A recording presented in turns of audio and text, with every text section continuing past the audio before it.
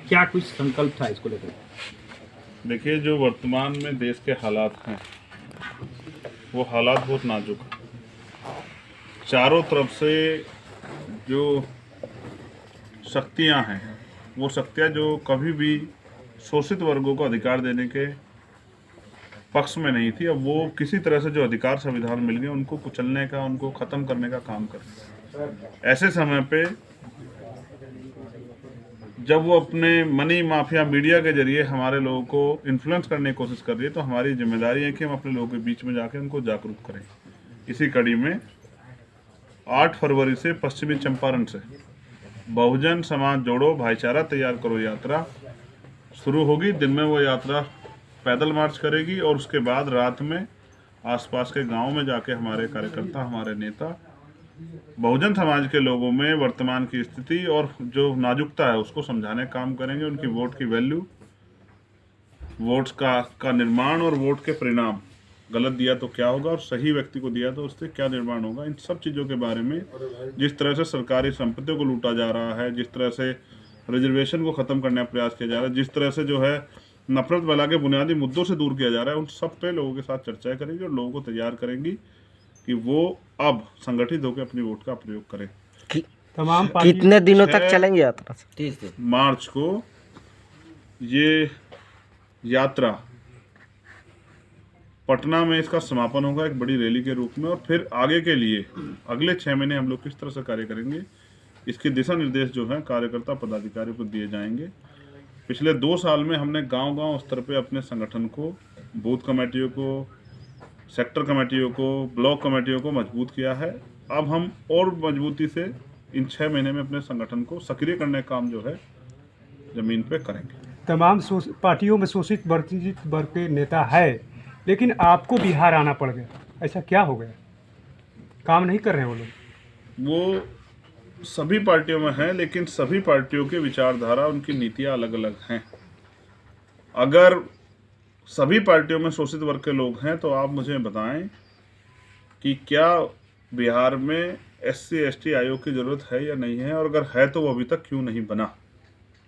मांझी जी सरकार में है। अगर महिला सशक्तिकरण की चर्चा हम करते हैं तो महिला आयोग अब तक बिहार में उसका गठन क्यों नहीं हुआ?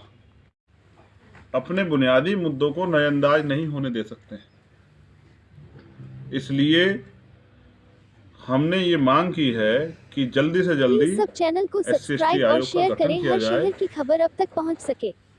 22,000 से ज़्यादा मामले पेंडिंग पड़े हुए हैं। आयोग के जरिए इन सब मुद्दों पे गंभीरता से काम होता और जहां अन्याय हो रहा है उनकी जानकारी लेके सरकार को या पुलिस प्रशासन, एडमिनिस्ट्रेशन को सचेत किया जाता, वो काम बंद हो गया।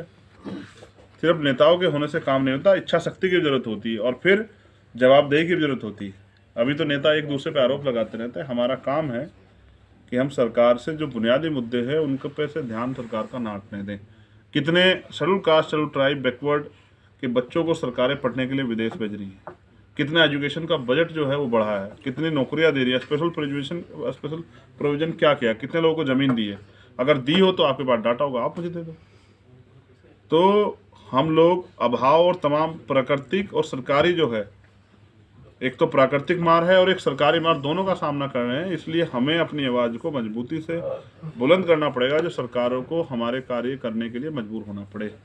चंद्रशेखर जी, 10% जो EWS को आरक्षण दिया गया है, किस रूप में लेते हैं? मैं तो पिछली बार आया था, मैंने पिछली बार भी कहा था कि संविधान के विरुद्ध में जाके जो भी कार्य किया जाएगा, EWS पूर्ण रूप से असंवैधानिक है। सुप्रीम कोर्ट और अगर सुप्रीम कोर्ट ने कहा कि हमने 50% की कैप खत्म कर दी है तो ये दिया जा सकता है, तो जिसकी इतनी संख्या भारी उसकी इतनी हिस्सेदारी, यानी कि सबको जाति की संख्या के आधार पर आरक्षण की व्यवस्था इस देश में हो जानी चाहिए। ऐसी जो है हमारी मांग है। यहाँ जातिगत जनगणना सरकार करा रही, मैं उसका समर्थन करता हूँ और देश के प्रधानमंत्री से कहता हूँ कि वो भी यहाँ से सीख लेके राष्ट्रीय स्तर पर जातिगत जनगणना कराए, जिससे ये पता लगे। अभी कुछ दिन पहले रिसर्च था कि 1% लोगों पे देश की 40% संपत्ति है।